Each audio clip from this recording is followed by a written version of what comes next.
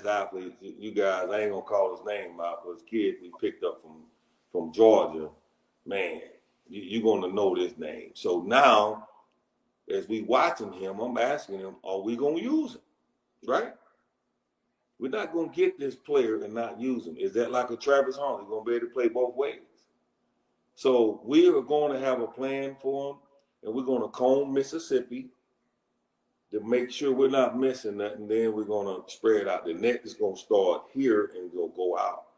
We're going to go north, south, east, and west Mississippi, get the players, and stop good players. All just want to go to JUCO sometimes, right? That's one of the things we have to stop and to come over here and take care of business. Now, Coach, it took them a while the hiring process there. And my understanding, you lost the number one wide receiver, I could really say, in the conference, and one of the top quarterbacks in the conference. Mm-hmm. Did they reverse? Did they come back, or you just kind of like, hey, the guys left because there wasn't no head coach in place. Mm-hmm. So, and I guess those are some things that you're gonna have to replace. Have you had time to evaluate your team and what you got left? Yes, those guys left before I got here. So you got to respect that, and they're looking out for themselves. Again, what we're trying to do is evaluate the team, right? I don't want to evaluate off the film. Like I said, we're not watching that because that does us no good. That's a different scheme. Different motivation tactic. We're not running into that stuff. So we're going to eval from what we see out here in conditioning, spring ball, film room, all that stuff, classroom. That's what's going to determine what we run on the field with and what we can get, obviously, when the transfer portal open up that fits what we're doing. So I have about 10 different things that you have to fit. Now, you might not fit all 10, but they're going to have to be the majority before we entertain you. Wow. Now, Coach, let me ask you this. Are you able to tell us some of the coaches that you brought in, or you have to wait? Are you able to tell us some of the names or some of the coaches that you have? No, we have to wait. Okay. Everybody moves. We got to make sure that they get their onboarding and their orientation. And Coach knows this. You don't want to be saying something and nothing happens, but I'm telling you, they are champions at every level. They understand what it takes, and they're going to have the energy to get it done. And we're not accepting nothing but the best. Well, let me ask you this question because, like I said, got a lot of – and valid people, this is your time. Ask your coach question. Let's get it to them. I had one of the questions came from and, again, this is more of an overall question. What is going to be your offensive philosophy and your defensive philosophy for people that don't know your coaching style and things like that? Score point. We're going to attack. And then we're going to attack. And then we get a tie, we're going to attack some more. So, no, we're going to make you play ball, man. We're going to make you play the length of the field and the width. I keep stressing, if your FBI is not high as a coach or a player, then you're going to have some issues with us. Yeah. Coach, Mississippi Valley State University in Itta Bena. I was just there this past year. I had a game. You don't know, I'm an HBCU analyst as well. And we were there. I was there calling the game, Valley versus Alabama A&M. And I thought it was some players. It got away from them in the second half. And then you saying that you're really not going to evaluate your film. So when you're going out to recruit, do you already know what you want, or you just kind of looked at the roster and say, well, we need to go get some of these, or you just was out, just kind of filling in some spots that you think you need? We're filling in the roster. We have a list of what it takes. This is what it takes. This is the defense we're going to play. What type of players do we need at this position? This is what we're going to do offensively. What type of players do we need at this?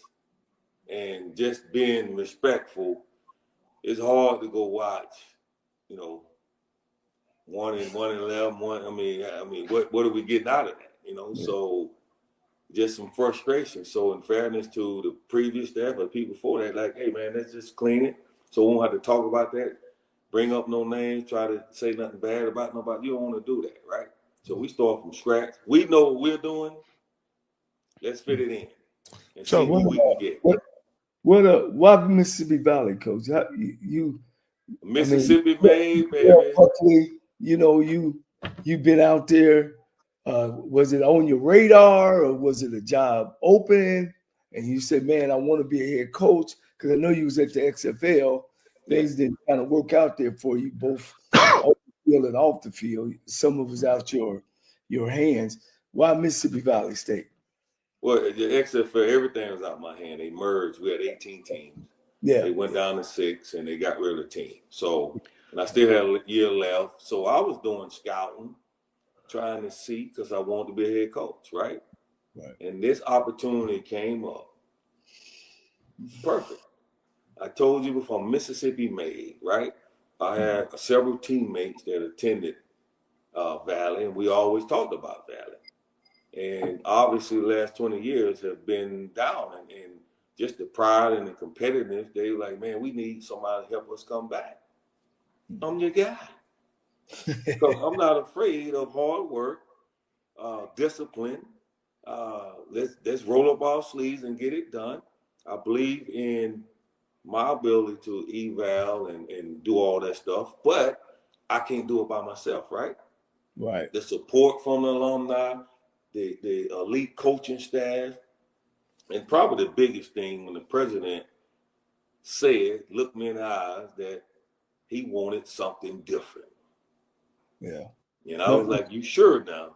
You want something different? He said, yes. I said, well, you going to get it. Let's roll. You want something different? You want to do something different? You want to change the environment? You want to change the culture? Let's go. Yeah. Now you, of course, you're a defensive guy, and you told us you learned defense from the offense. Will you call your own defense, or are you looking to hire a defensive coordinator? I am a true, you're a football coach. I'm going to let my guys call. I will obviously manage and get in. Now, if I see something, no different than I was in the XFL. If I feel like, hey, we got this under control, that's what's so beautiful. That was so special for me last year. I ended up watching, all the college, all them games, probably about 50 games a week, and would grade, turn the volume down, look at the clock. Okay, what would I do here? What you want to call? Are we running situation football? Just all those things. So I can let my guys go, and then I have the input at the end. Mm-hmm. Whether it's special teams, whether it's calling the fakes, whether it's running it, going on 4th down, just doing that. Give example. If we finishing, right? Everybody say, as a coach, finish the drill, finish the quarter, finish the game. Well, I don't just want to finish. I want to close the door. So if we up in the 4th quarter and if we up 3 and it's 5 minutes left in the game, I don't want to go out there and run 3 straight dives, punt the ball, and then tell the defense, hey, man, if y'all stop them, we're going to win the game. No, we're going to go out there and play to win and close that door. We're going to close that door. I play to win. They always say you got ice in your veins. I'm like, no, I got ice in both veins. So, and let me ask you this here, Coach Buckley, because I don't know how much SWAC football you've watched over the past 5 years, but I've watched quite a bit. A lot. And two things that I think are incredibly important in the SWAC, particularly when you're talking about offensive football. One, quarterback development is essential at the SWAC level. The team that wins the SWAC generally has a quarterback that plays the best, right? The other thing that I think that we all can agree with who has watched the SWAC, if you could somehow transition mediocre to below average line play into adequate to above average offensive line play, you're going to be in just about every football game if you can get those two things under control on your team. Being able to do things like pick up the blitz, identify the right guy to block, and be able to run the play that you get in the right formation and run the play you want to run. In your opinion, Coach, how do you see those two things as part of your success at Mississippi Valley? Well, you hitting it right. You hitting the nail on. You on the right path, right? But you got to add one more to that: defensive line. If whoever controls the line of scrimmage is going to win, and then if you have that quarterback, so you're spot on with describing that, and that's why. And then you add FBI to that. And what does FBI stand for, Coach? Football intelligence. Oh, okay. So how do you develop football intelligence? That allows you to make weekly adjustments, in-game adjustments, make adjustment one-on-one with players to win ball games. That's going to be the emphasis of this team. Can we adjust? Can we go personnel? Can we play 12 one week, 11 one week? Whatever the defense is going to give us, can we take advantage of that? We're going to challenge all players like that, and hopefully that'll show up next fall.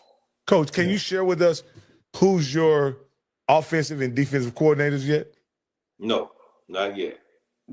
All right. Until they get cleared, but we have. I'm telling you, we got some guys that you hear how I'm talking. That's kind of how the interview process went. I don't want no cookie cutter. Just line up and this is what we're gonna do.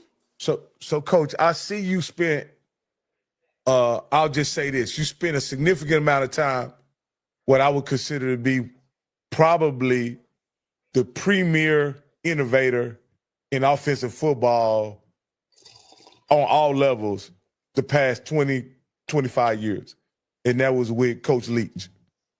Will his system have any influence over what you guys will run at Mississippi Valley, without giving too much away? I think you're going to see some elements of a little bit of everything. If you looked at an offense, college or pros that was successful, you might see a little bit of that with us. Okay.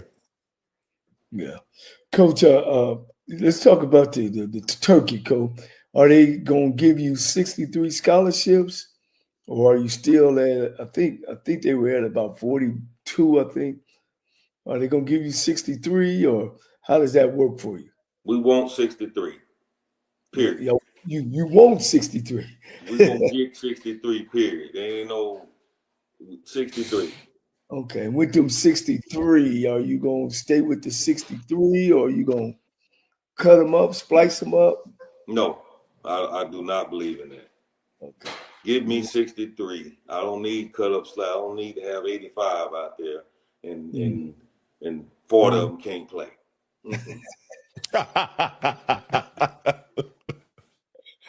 I got you, Coach. I got you, Coach. If I'm me and my kid watching it, we want to go to, Mississippi Valley. Why would she? And of course you talk to our audience. Yes. I don't know, Coach, if they told you when you first started. I started this podcast, me and Rocky and Bishop came along to give Black coaches this platform. It's so many Black coaches that don't get this platform. And so I started to be able to expose, us to, and expose our fans to being able to see actually coaches, and talk to them and all that kind of stuff. So I'm throwing stuff at you, to be able to let people know who you are. Maybe you go from Terrell Buckley from Valley to somewhere else. Why should I bring my son, or what you gonna do with my son to choose Mississippi Valley as the place? Man, where I would start was at when I'm sitting in your home and I'm asking you what's important to you. And 99% of the time, everybody talks about is education, right? Well, that's me. I have engineers, kids. I have 5 kids. 2 of them are engineers. One of them is insurance. One is in school now at a HBCU at Howard.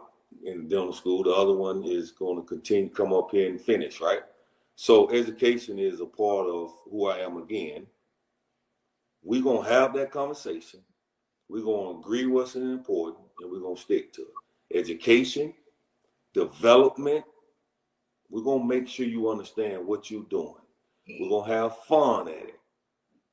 And you're going to leave here with growth. You're not just coming here to have, we're not going to have just a party, and we're not just coming here to play ball. You're coming here to grow as a man, from a young man, teenager, to a young adult. You're going to grow as a football player. And then besides that, we're going to provide an environment for you, man, outside. The NFL scouts, the recruiters, the job fair people. I'm going to push all those things. So when your playing career is over, you have something to do. How do I know that? You can play for 14 years. You're 34 years old. What you going to do? You still got 50 years left. So this is not something I heard. This is not somebody that I read. This is what I know. And then on top of that, you're going to meet a plethora of people that have been through that, sat in that seat where you're sitting, different paths, but some type of success. That's what you're going to get. You're going to get my word. I'm not going to avoid you. I'm going to call you. We're going to have this conversation. You're going to get at least two calls from me every year with your son's progress. Guaranteed. And you want to come and meet with me? I've met with 4 parents already. They come in there, I got that call, what you was alluding to about scholarships and all that. And you know how that voice, that tone can get on the phone. Coach Buckley, I need to talk to you. Guess what I do? Hello? How you doing? Such and such. What you got? Yeah. Okay, this is the deal. So I don't run from it, man. We get it done. I don't believe in prolonging discussions, right? Conflict, having no discussion is what it's about. You can move forward, you put it behind, and if you brought your son here, that's what he's gonna get. Because what you see right here, you're gonna see every day. Yeah. Are you gonna reach out to that 85, 86 team, some of the players, or having some of them guys back? Or we're gonna have it. We're gonna have the first. We're gonna have this spring. We'll have an alumni game, flag football game before. Now the 85, obviously everybody's included. I'm trying to work on getting a couple guys divided up that knows these guys. You have 3 sections, right? You got we call them super old heads. Then you got the middle. Then you got the young bucks. Mm-hmm. So I'm with it. We're gonna reach out to everybody. The first ball game is, I'm calling it the Ashley Ambrose Day, right, with the alumni. I want him to flip the coin. So I've already reached out to a few guys. So everybody is welcome to come over and let's get it in. Let me ask you this here, Coach Buckley. Do you have any coaches coming or potential coaches that have history in the SWAC on your coaching staff now, or guys that have had history in the SWAC? In the HBCUs or just specifically? I'm talking the SWAC. The SWAC. That is a great question. I know I have coaches that have a lot of experience in the HBCUs. I'm not sure about the SWAC. One has been a head coach at 2 spots. That is a great question. Because the SWAC has a unique history about being, and Coach Cole can speak about this, about being wide open and daring offensively, right? And that's something you came on and you talked about immediately. And I was just wondering, did you get those talking points from a historical standpoint, or that's just who you are? And obviously, that may be just who you are, Coach. That is who I am. And I just thought I do have Actually, I'm gonna have 2 coaches. One, I can't tell y'all that. Y'all have to you just hold on to it, man. I can't tell y'all. Yeah, that. right. He told us. He told us before. I Hey, think you had dropped off. He couldn't. He said he's going to do a grand reveal, so you got to make sure all yeah, those man. I's are dotted You and T's know, are. Oh, okay. I do have. You guys gonna like it, man. We got some older guys, some young guys, some guys been around.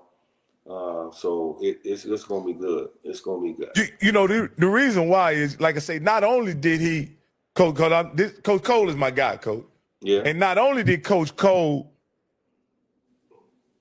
throw 6 touchdowns on a cold fall night in Mississippi. Wasn't it in Mississippi, Coach?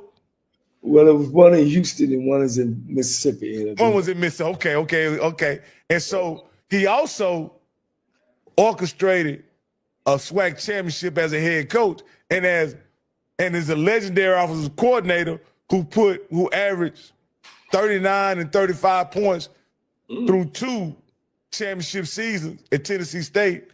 And then when he won at TSU, he had a more defensive squad where they led the nation in defense. Why I bring that up, Coach, is Coach Cole is tough on SWAC coaches. I'm telling you. He tough on SWAC coaches. I like that. And you should. And he says that what they need are innovators and guys that are willing to not just hold a position, but dare to be great. And you seem like, and I think he may not know you very much, but just from what I gather from you, Coach, you one of those guys that dare to be great, and he loves a guy with confidence, Coach. He absolutely loves a guy with confidence, and you got plenty of that. So, but I'm gonna tell you, Coach, this is one of his sticking points, and I'll let you guys dialogue after this. Coach has a certain affinity for these HBCU jobs, and he wants these HBCU jobs held by HBCU men. What can you say to him about how you we had a coach come on this. Let me tell you this. We had a coach come on and say, and he said, it don't mean nothing to me to be an HBCU coach. I just wanted to be a head coach. That's what he said. That's what he said. So what does it mean to you to be an HBCU coach, Coach Buckley? It means a lot, right? And to get into this fraternity, I think is very special. You know, my cousin was, y'all probably know, Walter Payton and Eddie. I spent a lot of time at Jackson State with Eddie.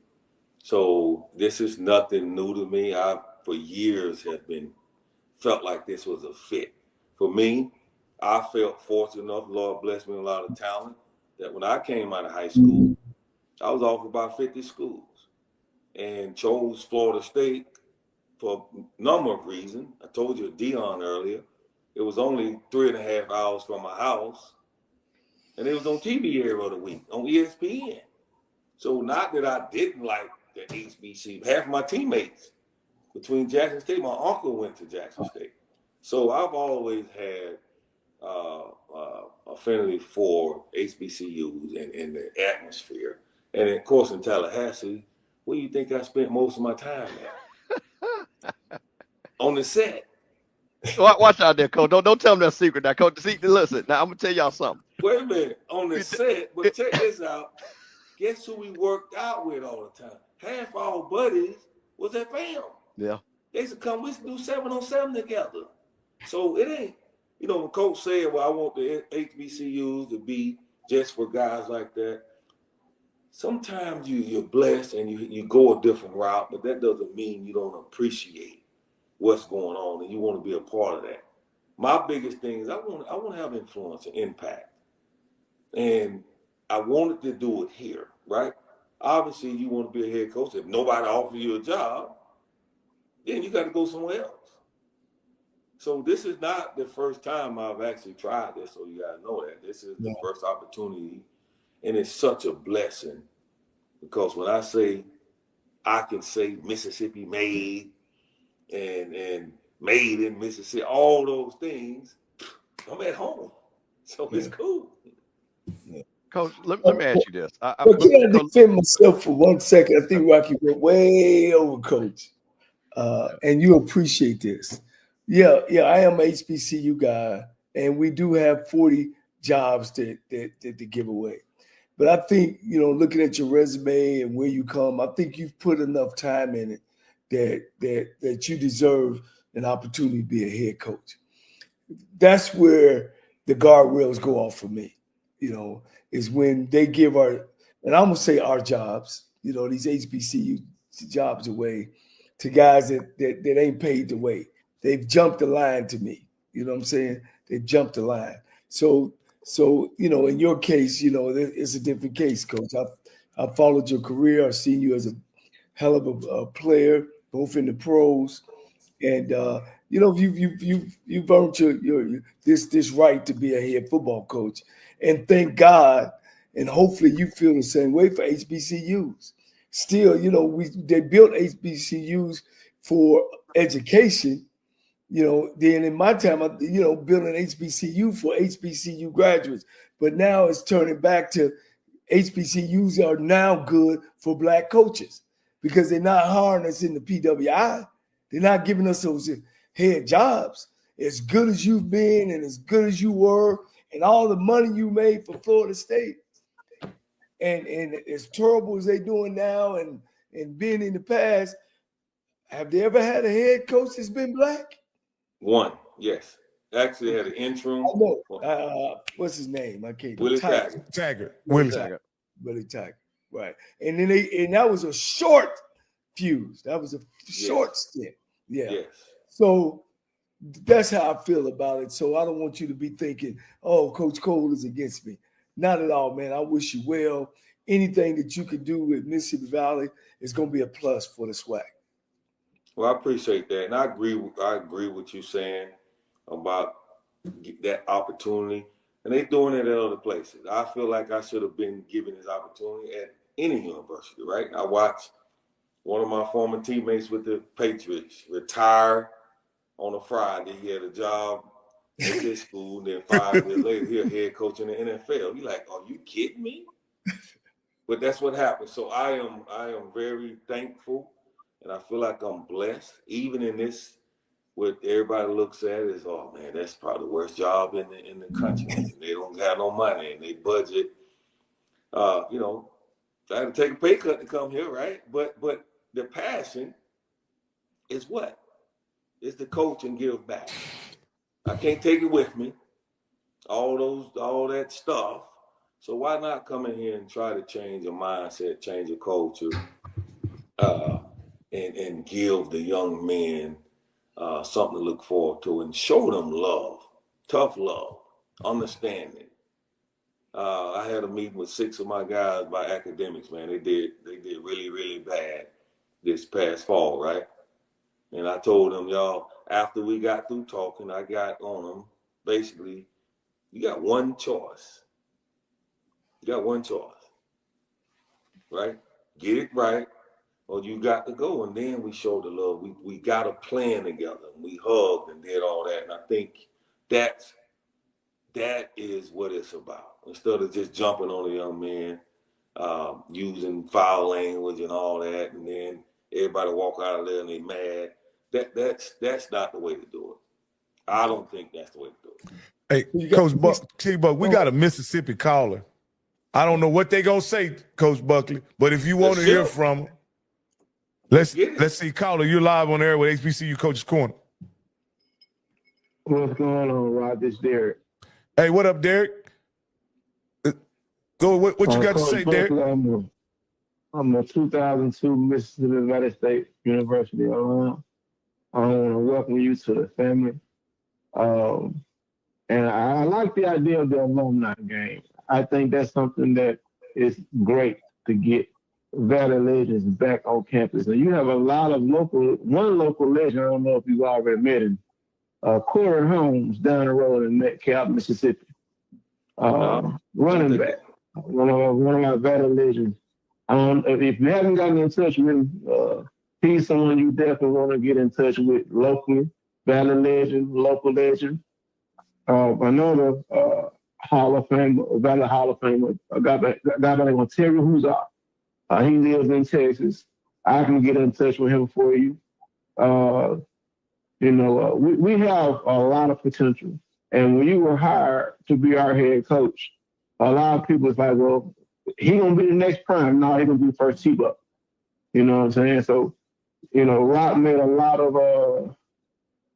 of indicators that you follow Coach Prime. He failed to mention that you broke Prime's records in 3 years, not 4. So 21 picks, I think you had at Florida State, while he had 14. So you blazed your own trail, and you're gonna blaze your own trail at Valley. So I wish you much luck and success. Hey, thank you. Yeah, get in contact with those guys. They're more than welcome to come over. And I just want to say again, this is not the love and respect I have for Deion. Doing it first is what it's about. And if following Deion means winning, creating a legacy, we want to do that, right? I'm going to do it my way. He's going to do it his way. But I want them wins. I want them wins. Yeah. And he's stacking them wins. And we also have a long giving on. It's called Friends of Valley Football. I don't know if they've reached out to them. Pretty sure they have. Ezra Bean, he's one of my fraternity brothers. He's over that. He manages that. We donate, to that when he lets us know. A couple years back, I donated when I can't remember his name right now, when he was the head coach. Well, y'all keep that going, man. We got the V. Thomas was the head coach. I don't know if you still have those projectors we bought for it, but Friends of Valley Football. That's the long giving arm. So I'm pretty sure they will reach out to you if not already. Let's get it. To get the money going. Hey, I'm the coach at Valley. Thank you, Derek, for calling in, man. We appreciate your support, brother.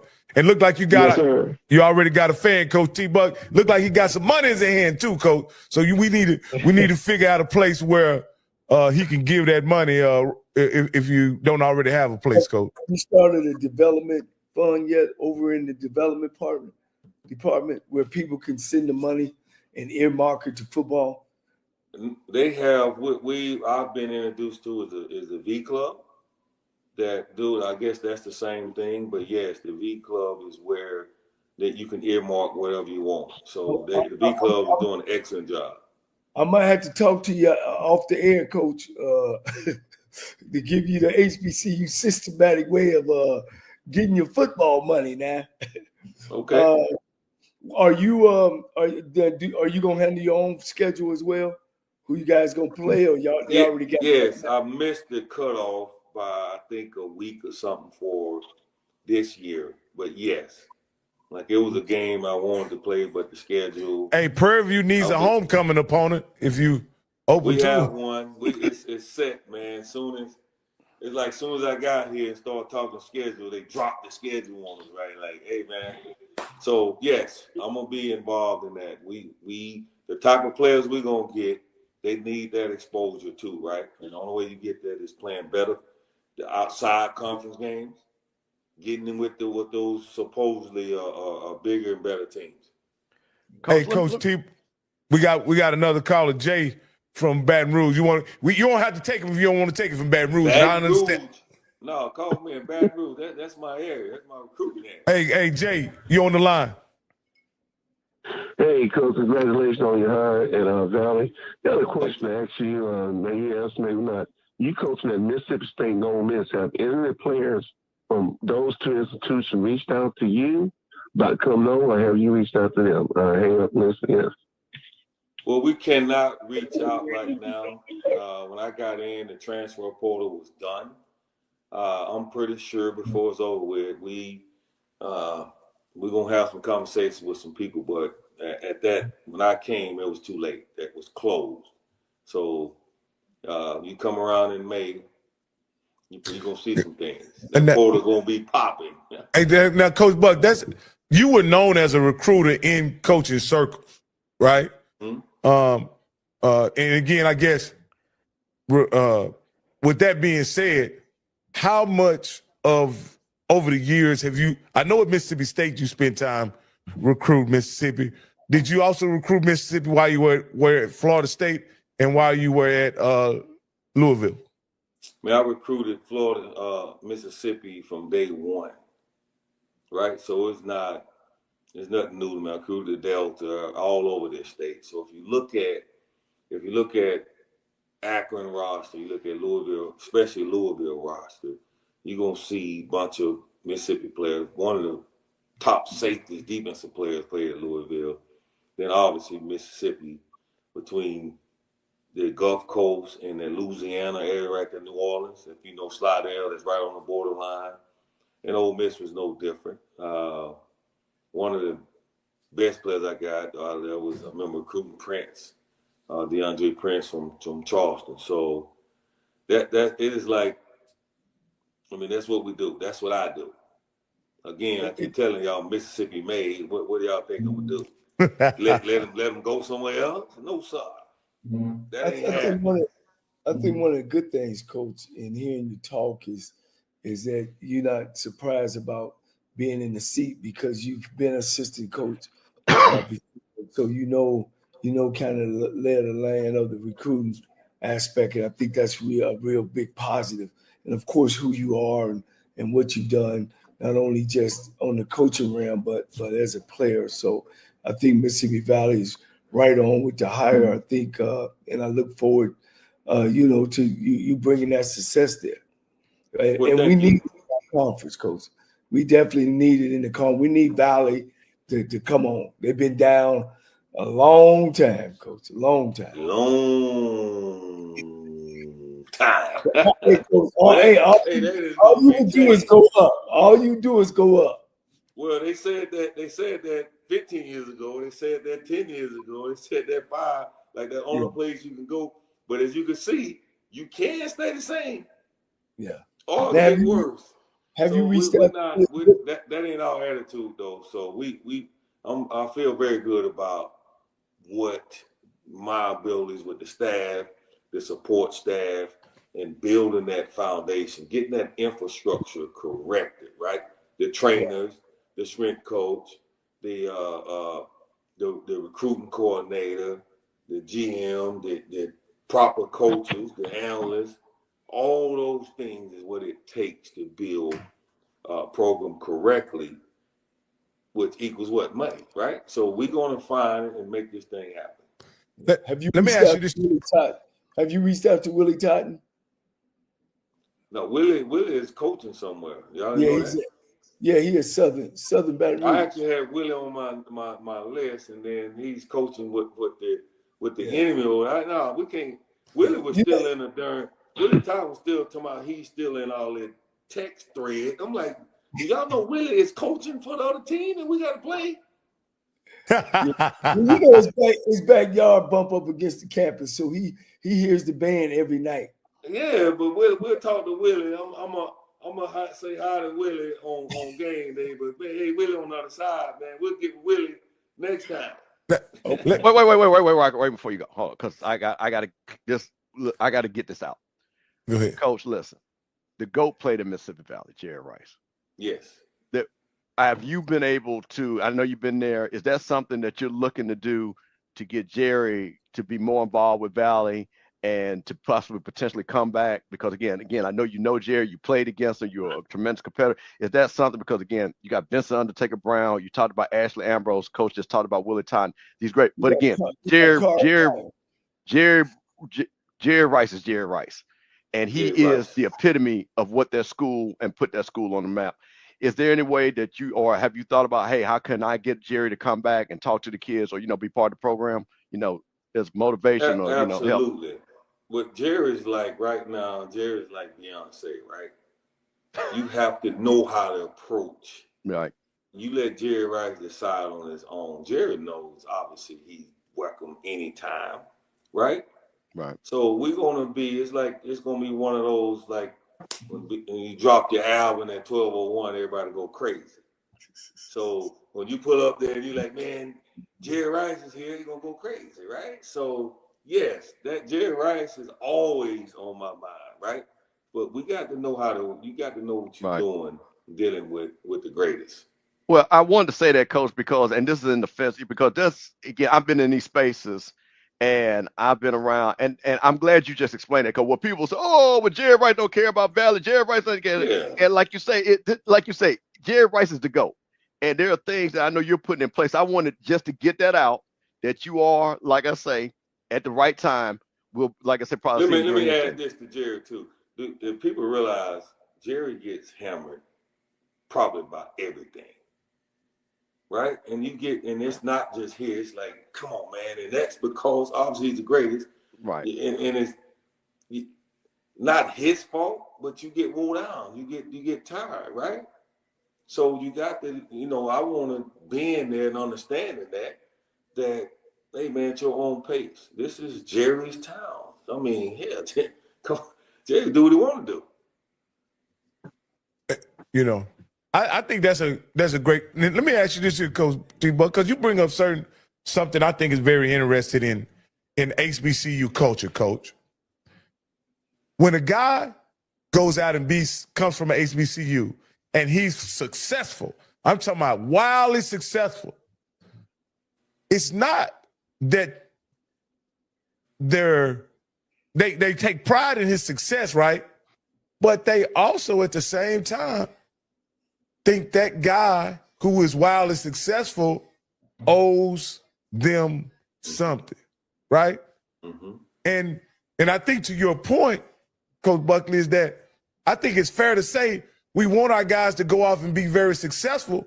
And once they take the springboard that they use HBCUs for to go be successful, representing the HBCU in a positive light is all that they owe, right? They don't owe anything else, do they? Well, first of all, they done gave you memories.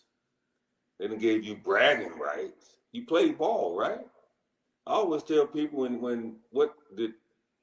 were they acting like that when Jerry Rice freshman year? No.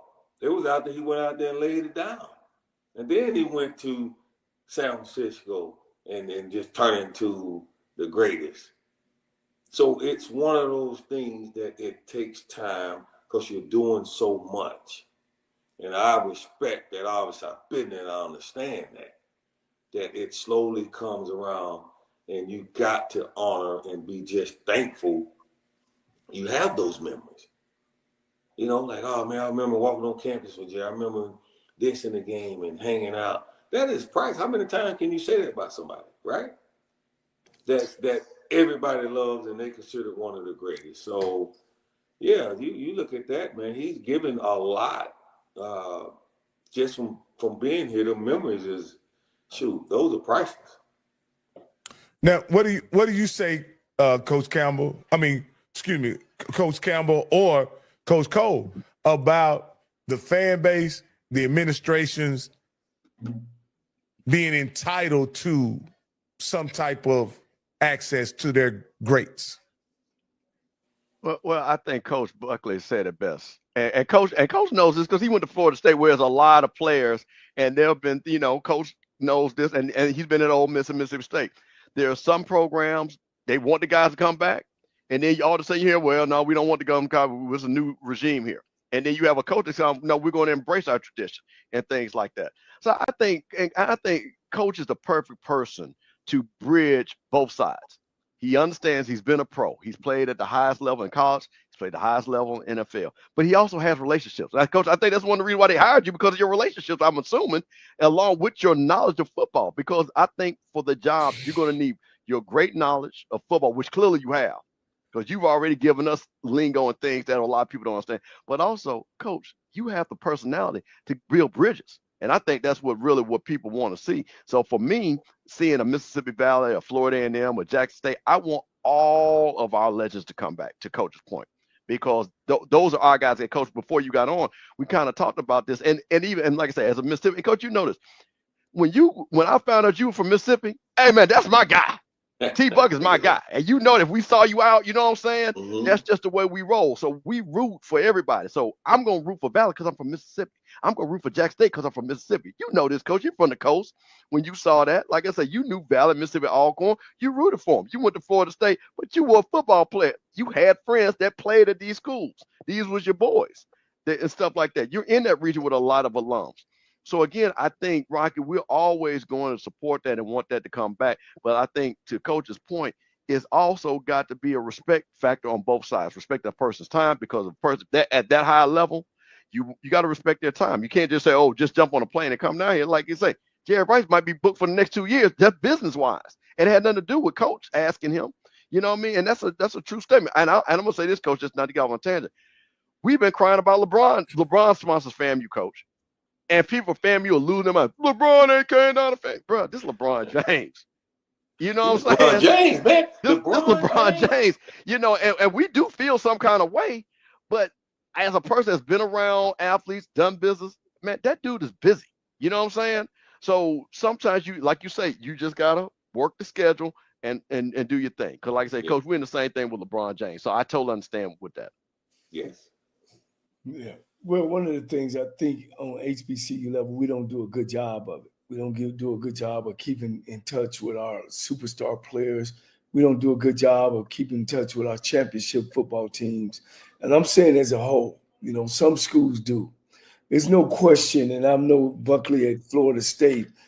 We played Florida A&M when I was a coach, and we actually went over to see Florida State, you know, just to see how you guys do stuff. And I don't know, I might throw some things that might ring, because you were after Deion, right? Yes. And when we went over there, they still had Deion's locker up there with his jersey and all in. And one of the things is we walked through the locker, we took our players over there. They talked about having the locker room recruit ready. I mean, if anybody come over there, it's clean, just like if it was the first day. So I think we don't do a good job of that. The other thing is just like now, you know, we're bringing in these celebrity coaches, and now they're taking pictures with the mayor and the governor. You know, and I tell you guys, these things should be already in place. So, and one thing I'm saying, administratively, we're behind about knowing how to run a football or first-class football organization. Program. One of the things you brought up, Coach Buckley, that opened my eyes to saying, yeah, that's what we need. You know, and I'll learn one other thing. So be patient, Coach Buckley. Be patient. Don't assume, be patient. You know what I mean? And you already got the ideal. You've been all the major places. We don't have to be just like them, but we can be something like them within, you know, within Valley. You know what I mean? There's the Cadillac, then there's another car, a Lincoln, then there's a smaller version of a luxury car. You know what I'm saying? Hey, are you there, buddy? Them. Hey, let me. I'm gonna get you on here in just a second. Only just bear with me. I don't know, Coach Buckley. The SWAC is the 5th leading conference that has Hall of Famers. And I know we're dropping because those players don't come no more, but we have more Hall of Famers than most schools, Division I, A schools. So we have it, but administratively, we haven't done a good job of making sure we keep in touch with these guys and making sure that they understand that they always can come home. Absolutely. Hey, Coach Buckley, we got one more caller, and then we'll wrap you up, Coach. We know you say you had a long day, Coach, so we want to be respectful of your time. Ball, man. I don't. All right, Coach. You say when. Hey, Mr. Whitehurst, you're live on HBCU Coaches Corner. Hey, how you doing, Coach Buckley? How you doing? Hey, my question is that now, you know, one relevant guy is Michael Strahan. He played. You would never think he played for a SWAC school. But Michael Strahan is so relevant in the media or whatever, but still yet, a lot of people, he could be the flagship for HBCUs because he's more relevant. He's more relevant than a Deion to me because he resonates to both sides. You know, he reaches both audience. Well, he's on TV. To me, that's critical. Yeah, he's on TV all the time, and I think I don't know what he does behind closed doors. Maybe he's doing a lot of stuff behind closed doors, and I don't know how much. I mean, I don't watch him all the time. If he's mentioned it or done some stuff or went back to school, I don't know. And I know part of Shannon Sharp and what they do on First Take, where they go back every week. I mean, you got to be intentional about it. but the guy owns Right. owns that platform, so he can do that. Michael can't do that. He got to do stuff behind closed doors. So we don't really know everything that goes on, you know. Well, let me piggyback on that, Coach. I coach Mike Strahan. Yeah. I was, on the staff as a coach, and he does some great things for Texas Southern. He did some great things for Deion Sanders. He tried to stay close and up to par. He's actually on our board, chair one of our boards at Texas Southern University. So, like you said earlier about Jerry Rice, now these guys are being pulled from every which way of work. But Carla, you are right. You always can do more. And, Mike is a very well-known guy, Yeah, I got one more question. Go ahead. Yeah, my other question is that, okay, it's a new way of recruiting. And the tools that you have the Twitter, you have Huddle, you have Max Prep. And a lot of times, because of financial strains with HBCU schools, you can get those bags, dig in that bag, and recruit that way instead of going to these people's houses or saying you don't have enough funds to travel here or travel there. How do you use those tools? How do you break down the film of those? So do you have help with that? Are you individually doing it? How do you break down the criteria of those players? Well, you use the criteria. I don't know if you've seen our recruiting budget, but you're going out that much anyway. But anyway, here's the problem if you don't see the guy. Most of the time they put in there, let's say we take a kid to say he's 6'3", and nobody ever lays eyes on him. You sign him, he come on campus, he 5'11", guard, 240 pounds. He's supposed to be 6'3", 290. Now you like, we're in trouble. So imagine you sign 15 guys and you get 7 of those guys that's lying, and you never get a chance to see the schools, like their transcripts. So going out and laying eyes on these players is like, it's crucial if you're gonna get the right player. Because I've had a kid show up, man. I promise you that wasn't a kid on the tape. You're like, there's no way. Hey, there is no way possible that's that kid. He don't even move the same way. So you could get hustled now. If you don't go lay your eyes on them kids, yeah, you gonna get hustled. Okay, true. Yeah, that's true. That's true. That's true on every level.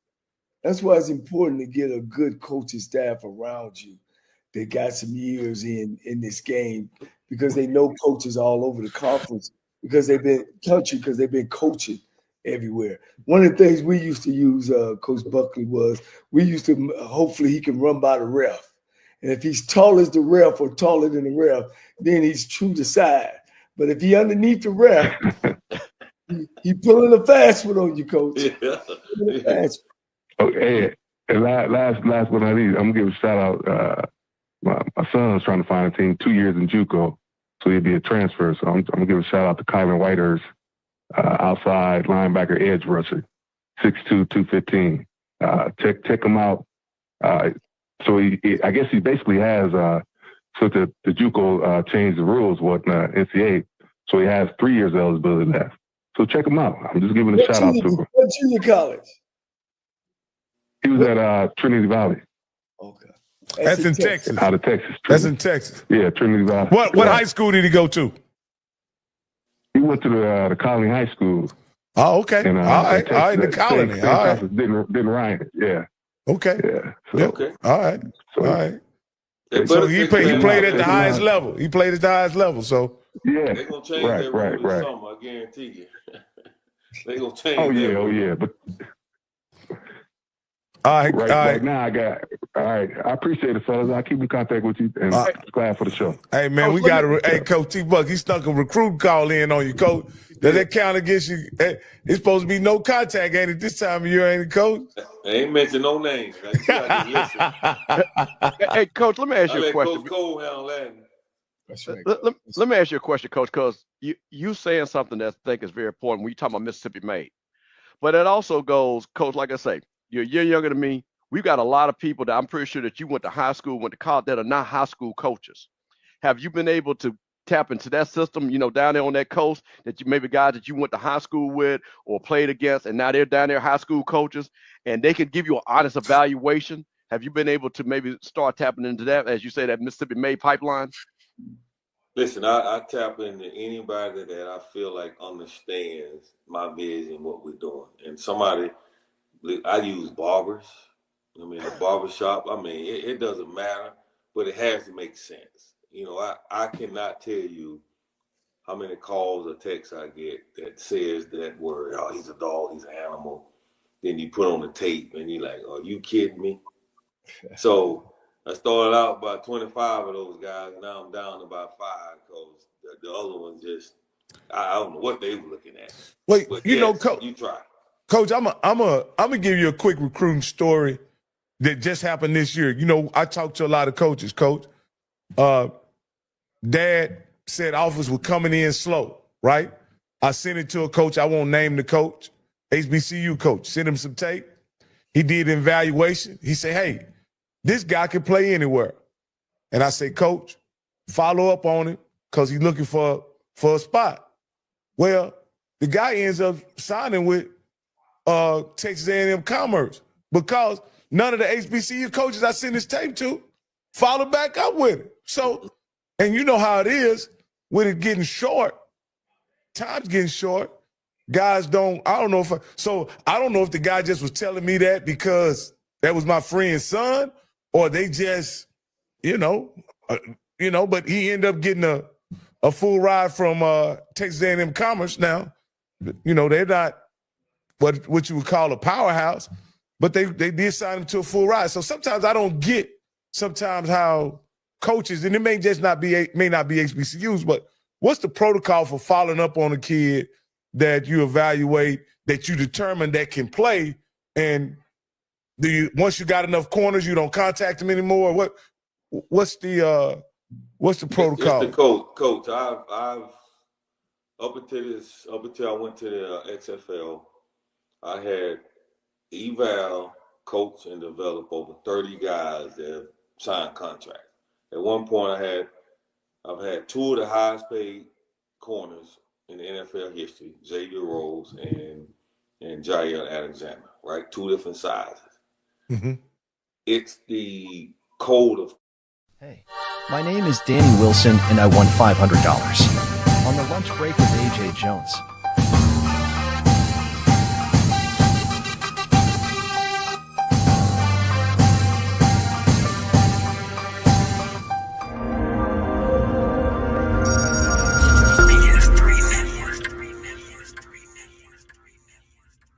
BS3 Network, changing the way you watch TV.